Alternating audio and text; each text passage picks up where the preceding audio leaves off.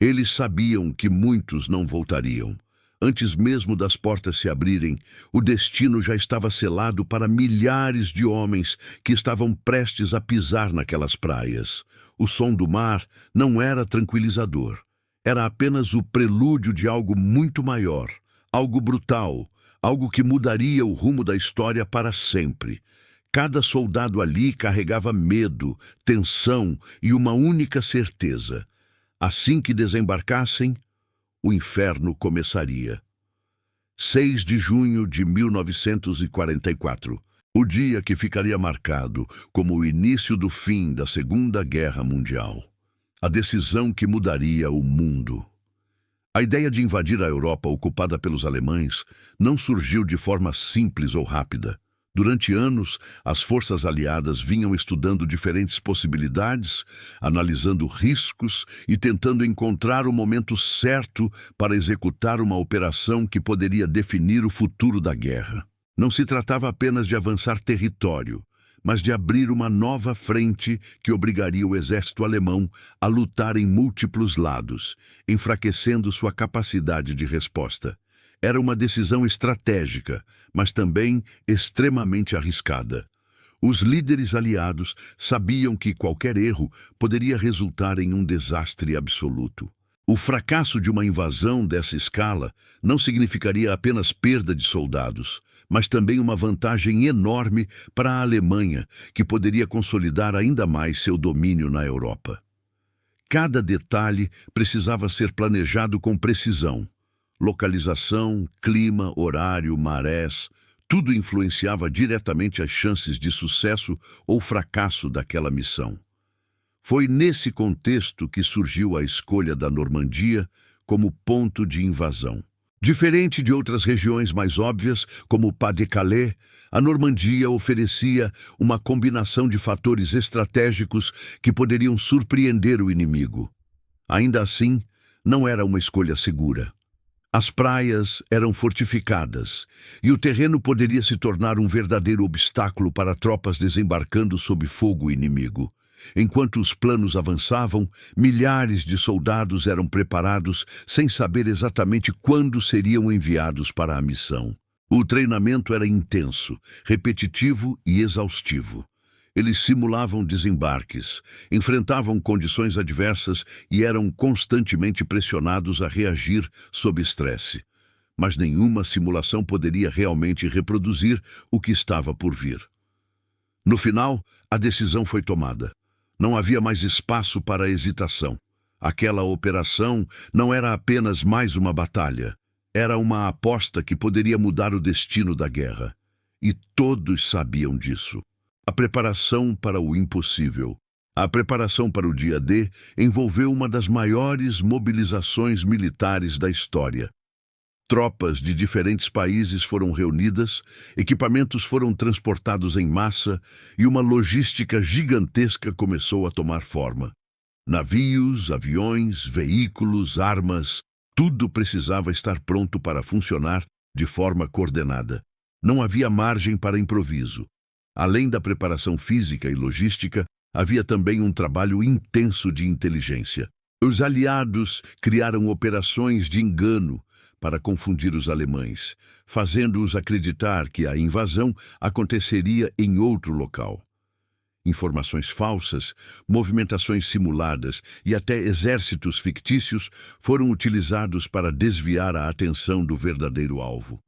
Enquanto isso, os soldados aguardavam. Muitos escreviam cartas, outros tentavam descansar, mas o clima era de tensão constante. Ninguém sabia exatamente o que iria acontecer, mas todos tinham consciência de que estavam prestes a participar de algo histórico e extremamente perigoso. O clima também se tornou um fator decisivo. Condições ruins poderiam comprometer toda a operação, tornando o desembarque ainda mais difícil.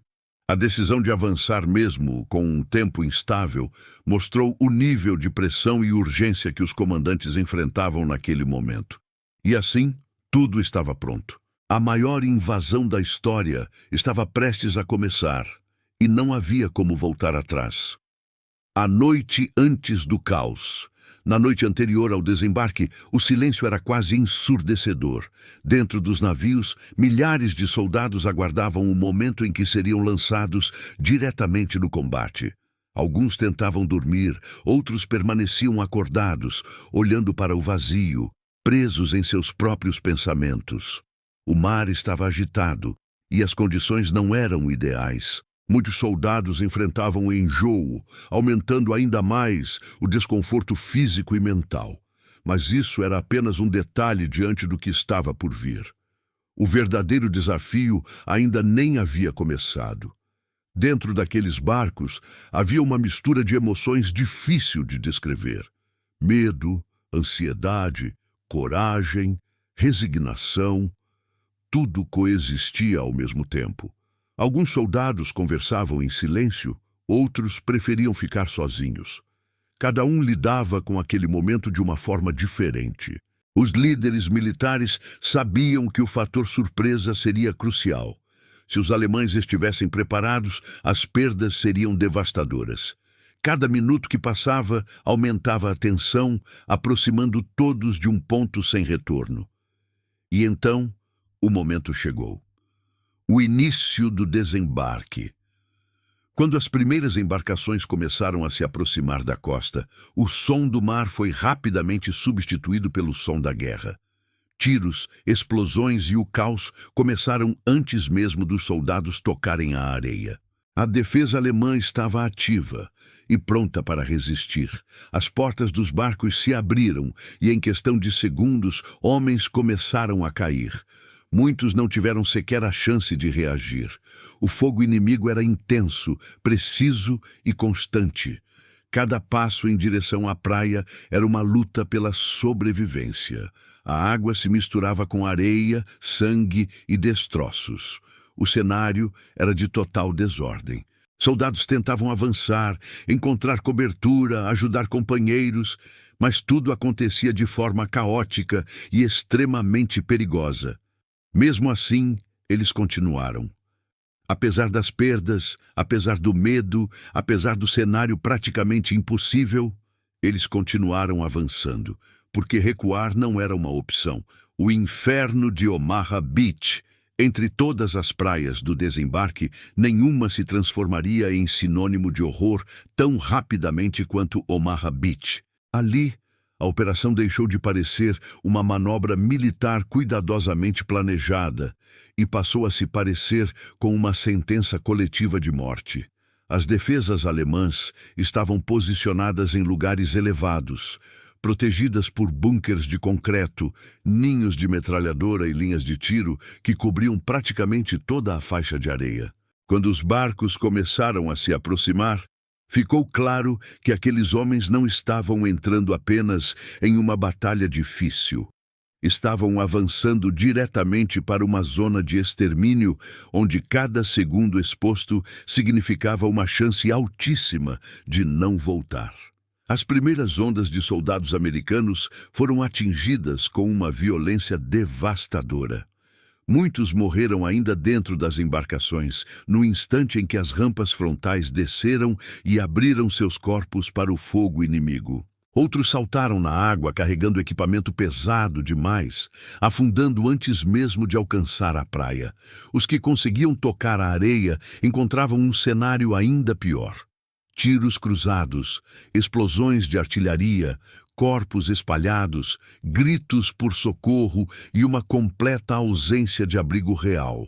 A praia, que nos mapas era apenas uma faixa costeira a ser tomada, havia se tornado um corredor de morte onde a lógica parecia ter desaparecido. O plano original começou a se desfazer nos primeiros minutos. Unidades inteiras ficaram desorganizadas. Oficiais morreram cedo demais e a comunicação virou um caos quase irreversível.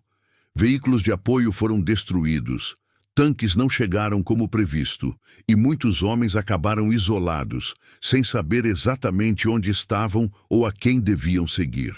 Em vez de uma força coordenada avançando em conjunto, o que se via eram pequenos grupos tentando sobreviver de maneira improvisada, usando crateras abertas por explosões, obstáculos metálicos e até corpos como cobertura temporária.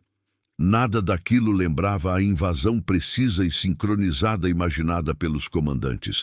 Era sobrevivência pura, crua e desesperada.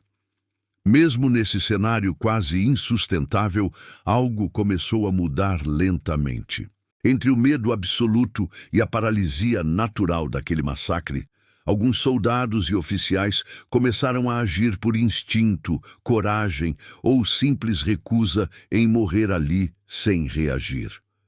Pequenos grupos passaram a se arrastar pela areia, buscar passagens improváveis, atacar posições isoladas e abrir brechas mínimas nas linhas alemãs. Não houve um grande momento heróico único, nem uma virada limpa e organizada. Houve, na verdade, dezenas de ações fragmentadas, caóticas e extremamente humanas, conduzidas por homens aterrorizados que decidiram continuar avançando, mesmo sem garantia alguma de que veriam o próximo minuto. Ao longo das horas, Omaha Beach deixou de ser apenas uma praia do desembarque e passou a representar o preço real do dia D. Cada metro conquistado ali foi pago com sangue, confusão, coragem e perdas que jamais poderiam ser plenamente medidas. Quando os aliados finalmente começaram a consolidar sua presença naquele trecho da costa, não havia sensação de triunfo grandioso, apenas exaustão, choque e a percepção brutal de que o pior da guerra podia caber em poucas horas. Omaha não foi apenas um objetivo militar alcançado, foi o retrato mais cruel do que significava tentar atravessar a muralha do Terceiro Reich de frente, sob fogo total, com a morte esperando em cada passo. Rommel e a muralha impenetrável. Enquanto os aliados preparavam a maior invasão da história, do outro lado da Europa ocupada, o comando alemão também se preparava para aquilo que considerava inevitável: uma tentativa de invasão em larga escala. Um dos principais responsáveis por essa defesa era o Marechal Erwin Rommel, um estrategista experiente que já havia demonstrado sua capacidade em diversos cenários de guerra.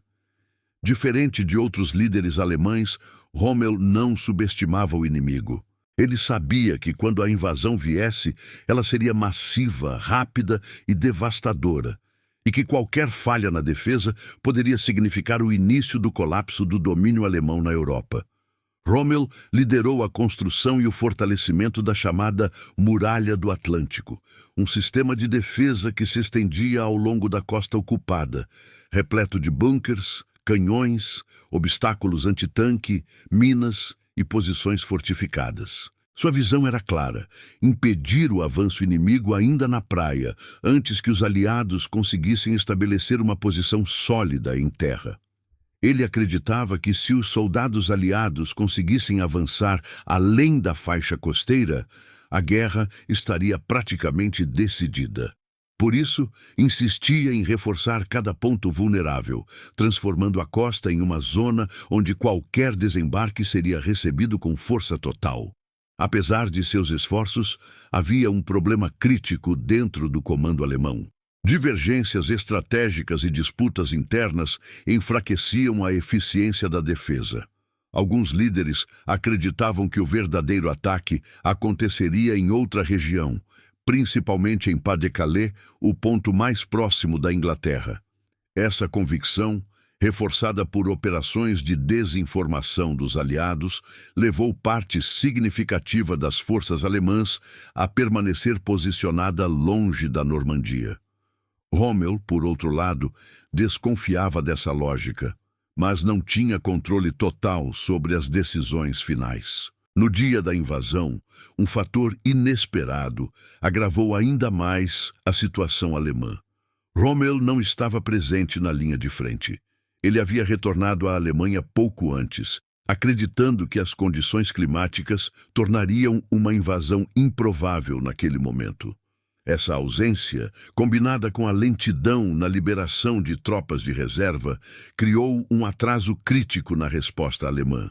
Enquanto isso, nas praias, a batalha já estava em pleno andamento. e decisões que deveriam ter sido tomadas rapidamente acabaram sendo adiadas. E assim, mesmo com uma defesa considerada uma das mais fortificadas da história, a realidade começou a mostrar suas falhas. A muralha não era impenetrável, e naquele dia, sob fogo intenso, pressão constante e erros estratégicos, ela começava a ceder, não de forma rápida ou fácil, mas o suficiente para mudar o rumo da guerra. O céu em chamas. Horas antes do primeiro soldado tocar a areia, outra parte essencial da operação já estava em andamento, e ocorria longe dos olhos da maioria. Durante a madrugada do dia D, milhares de paraquedistas aliados foram lançados atrás das linhas inimigas em uma missão que era tão perigosa quanto o próprio desembarque. A ideia era clara: desorganizar as defesas alemãs, tomar pontos estratégicos e impedir reforços de chegarem às praias. Mas, na prática, essa missão rapidamente se transformou em um cenário de caos absoluto. As condições climáticas, combinadas com a forte resistência antiaérea alemã, fizeram com que muitos aviões se desviassem das rotas planejadas. Como resultado, paraquedistas foram lançados em locais completamente errados, muitas vezes isolados, sem contato com suas unidades e cercados por território inimigo. Em vez de grupos organizados, executando planos coordenados, o que se formou foram pequenos grupos dispersos, tentando entender onde estavam e o que deveriam fazer. Apesar disso, esses soldados não recuaram. Sem comunicação clara, sem liderança direta e, muitas vezes, sem equipamentos completos, eles começaram a agir por conta própria. Pontes foram sabotadas, estradas foram bloqueadas e posições alemãs foram atacadas de forma inesperada. Essa desorganização inicial, que poderia ter sido um desastre total, acabou criando um efeito imprevisível. Confundiu completamente o comando alemão, que não conseguia entender a dimensão real da invasão. Do lado alemão, relatos começaram a surgir de soldados inimigos aparecendo em locais inesperados, atacando e desaparecendo rapidamente. A sensação era de que estavam cercados por uma força muito maior do que realmente existia. Essa confusão ajudou a atrasar respostas estratégicas importantes, dando mais tempo para as tropas que estavam desembarcando nas praias. E assim, enquanto o mundo observava o caos nas praias, outra batalha silenciosa e igualmente decisiva acontecia no céu e no interior da França. Uma batalha desorganizada, fragmentada e extremamente arriscada, mas que desempenhou um papel crucial no sucesso da operação. A luta por cada metro. Com o passar das horas, o desembarque deixava de ser apenas uma tentativa de entrada e se transformava em uma luta intensa por cada metro de território.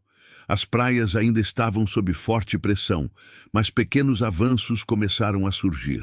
Não eram grandes conquistas estratégicas, mas pequenas vitórias locais que, somadas, começaram a alterar o cenário geral da batalha. Os soldados que conseguiram superar a faixa inicial de areia enfrentaram um novo desafio: avançar para o interior sob resistência constante.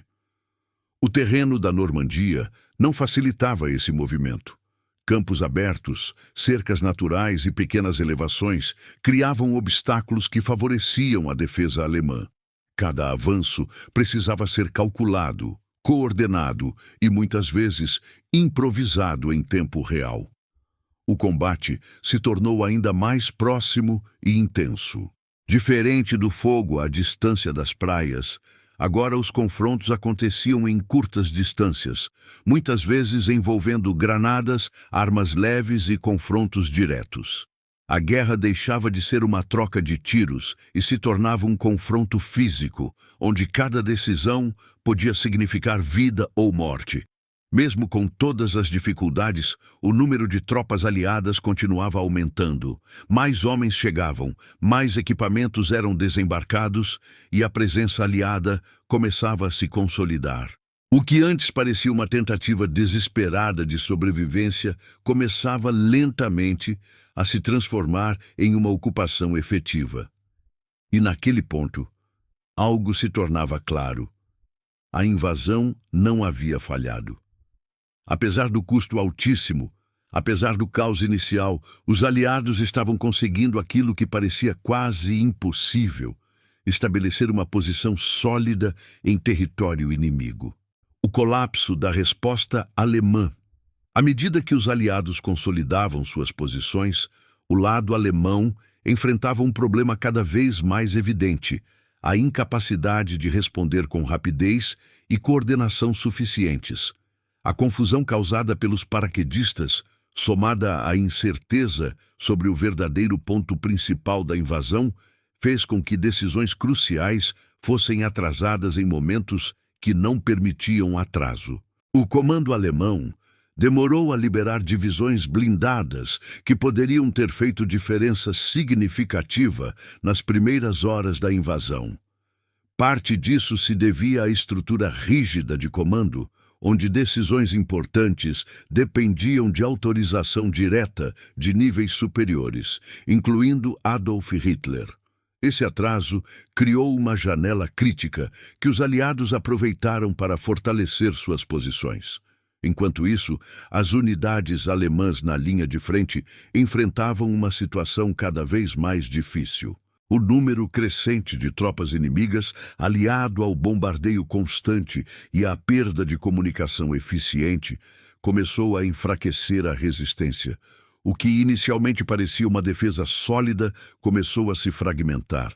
Alguns setores ainda resistiam com intensidade, mas a coordenação geral já não existia da mesma forma. A guerra, naquele ponto, deixava de ser uma defesa organizada e se tornava uma série de resistências isoladas, sem uma estratégia unificada clara. E lentamente, o que era considerado uma barreira intransponível começava a ruir. Não em um único momento decisivo, mas em uma sequência de falhas, atrasos e pressões constantes que, juntas, mudaram completamente o rumo da batalha. O ponto de virada. Ao final do primeiro dia, o cenário era claro. O dia D havia sido um sucesso estratégico, mas a um custo extremamente alto. Milhares de soldados haviam morrido. Feridos estavam espalhados por toda parte e a destruição era visível em cada ponto da costa. Ainda assim, os aliados haviam conseguido o objetivo principal: estabelecer uma presença firme na Normandia. O avanço não era completo nem garantido, mas era suficiente para mudar a dinâmica da guerra. A partir daquele momento, a Alemanha deixava de ter controle absoluto da Europa Ocidental. Uma nova frente havia sido aberta, e isso significava que o conflito entrava em uma nova fase, muito mais difícil para o lado alemão. Para os soldados que sobreviveram, não havia sensação de vitória imediata. Havia exaustão, choque e a consciência de que aquilo era apenas o começo de algo ainda maior. A guerra não havia terminado. Ela havia apenas mudado de direção. Os comandantes aliados, por sua vez, sabiam que o sucesso do dia D precisava ser consolidado rapidamente. Era necessário avançar, reforçar posições e impedir qualquer contra-ataque significativo que pudesse reverter a situação. E assim, ao cair da noite, o mundo já não era o mesmo. O dia D não foi apenas uma batalha. Foi o início de uma sequência de eventos que levariam, inevitavelmente, ao fim da guerra na Europa. A cabeça de praia. Após o primeiro dia, o que antes era apenas um ponto de entrada se transformava rapidamente em algo muito mais estratégico: uma cabeça de praia consolidada.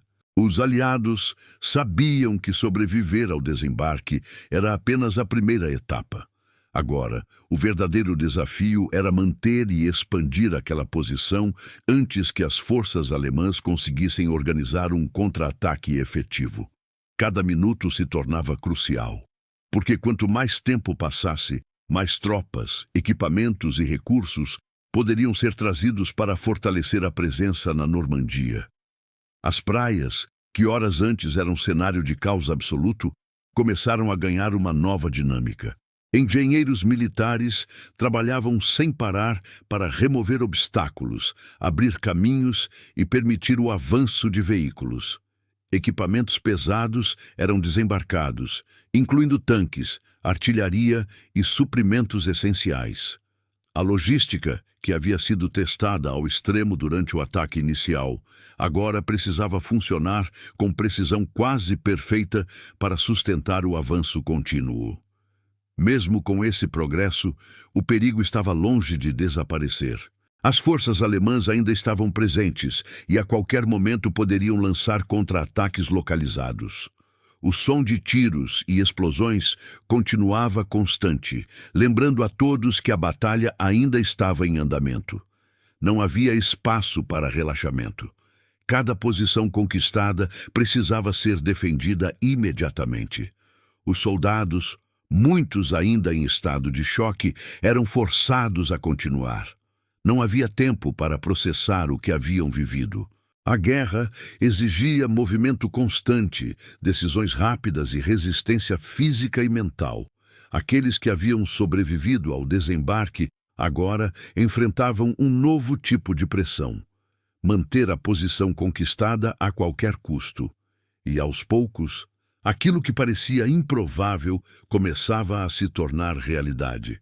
Os aliados não apenas haviam desembarcado, estavam se estabelecendo, e isso mudava completamente o equilíbrio da guerra. O interior da Normandia. Com a cabeça de praia relativamente segura, o foco começou a mudar. A próxima fase da operação era avançar para o interior da Normandia, onde o terreno oferecia desafios completamente diferentes dos enfrentados nas praias. Diferente das áreas abertas do litoral, o interior era composto por campos divididos por cercas naturais, pequenas estradas e áreas de vegetação densa que dificultavam a visibilidade e o movimento. Esse tipo de terreno favorecia a defesa. As forças alemãs conheciam bem a região e utilizavam cada elemento a seu favor. Emboscadas se tornaram comuns e o avanço aliado passou a ser mais lento e cauteloso. Cada metro precisava ser conquistado com atenção, porque qualquer descuido poderia resultar em perdas significativas. Os combates se tornaram mais fragmentados. Em vez de grandes confrontos diretos, havia uma sequência de pequenas batalhas espalhadas por toda a região. Casas, campos e estradas se transformavam em pontos estratégicos que precisavam ser tomados e mantidos. A guerra, naquele momento, se tornava mais próxima, mais pessoal e, em muitos casos, mais imprevisível. Para os soldados, isso significava uma mudança completa na forma de lutar. A adaptação era constante e a capacidade de reagir rapidamente a situações inesperadas se tornava essencial. Não havia mais linhas claras de frente. O inimigo podia estar em qualquer lugar, a qualquer momento. E assim, o avanço continuava. Lento, difícil, mas constante. A Normandia deixava de ser apenas um ponto de desembarque e se tornava um campo de batalha complexo, onde cada decisão tinha um peso enorme. A pressão alemã. Mesmo com o avanço aliado, o exército alemão não havia desistido. Pelo contrário, a pressão começou a aumentar à medida que tentativas de contra-ataque eram organizadas. Unidades blindadas foram mobilizadas e esforços foram feitos para interromper o avanço antes que ele se tornasse irreversível. A batalha entrava em uma fase ainda mais intensa.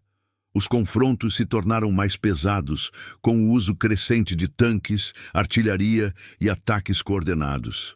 Em alguns pontos, as forças alemãs conseguiram avançar e criar momentos de grande tensão, colocando em risco áreas já conquistadas pelos aliados. Cada avanço alemão era rapidamente respondido, resultando em combates intensos e prolongados.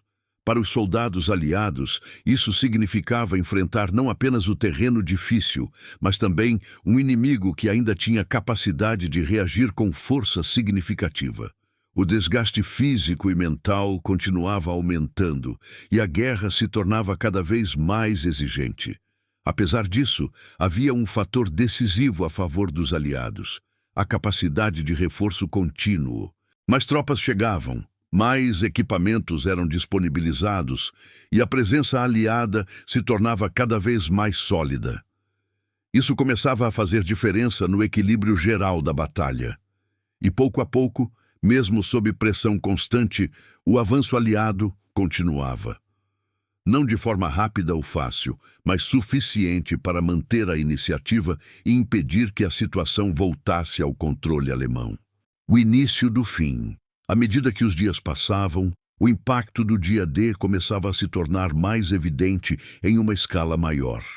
A abertura de uma nova frente na Europa Ocidental colocava a Alemanha em uma posição extremamente difícil. Agora, além de lidar com o avanço soviético no leste, precisava enfrentar uma força crescente no oeste. Essa pressão em múltiplas frentes começou a enfraquecer a capacidade de resposta alemã.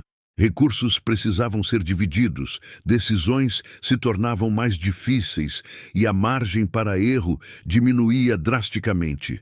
O que antes era uma posição de domínio começava a se transformar em uma luta para manter o controle.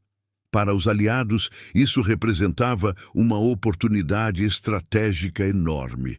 Cada avanço na Normandia contribuía para um efeito maior, acelerando o desgaste das forças alemãs e aproximando o fim do conflito na Europa. A guerra ainda estava longe de terminar, mas sua direção já estava definida. Os soldados no campo talvez não tivessem plena consciência disso naquele momento. Para eles, a realidade ainda era feita de combate diário, perdas constantes e a necessidade de continuar avançando. Mas no cenário geral, algo fundamental já havia mudado. E essa mudança começou naquele dia, naquelas praias, sob fogo intenso, quando parecia impossível. Mas aconteceu. O dia que mudou a história. O dia D não foi apenas uma operação militar bem-sucedida. Foi um ponto de ruptura na história da guerra. Um momento em que o equilíbrio começou a se inclinar de forma decisiva, alterando o curso de eventos que, até então, pareciam incertos. O preço foi alto, extremamente alto, mas o impacto foi irreversível. Ao olhar para trás, é possível ver que o sucesso daquela operação não foi resultado de um único fator, mas de uma combinação complexa de planejamento, execução, coragem e, em muitos momentos, pura resistência humana. Cada soldado que avançou naquela praia fez parte de algo muito maior do que si mesmo. Mas é importante lembrar que, por trás dos mapas, estratégias e resultados, existiam pessoas. Homens que enfrentaram o medo, o caos e a incerteza, e que tomaram decisões em segundos que definiram não apenas suas vidas, mas o futuro de milhões. O dia D não foi perfeito, não foi limpo e não foi simples. Foi brutal, caótico e extremamente custoso. Mas ainda assim foi necessário dentro daquele contexto histórico. E seu impacto continua sendo estudado, analisado e lembrado até hoje. Porque no final, o dia D não foi apenas o começo do fim da guerra na Europa. Foi o dia em que o impossível foi enfrentado e, contra todas as probabilidades, superado. Eles sabiam que muitos não voltariam. E mesmo assim, avançaram. Porque naquele dia, não era apenas uma batalha. Era o futuro do mundo.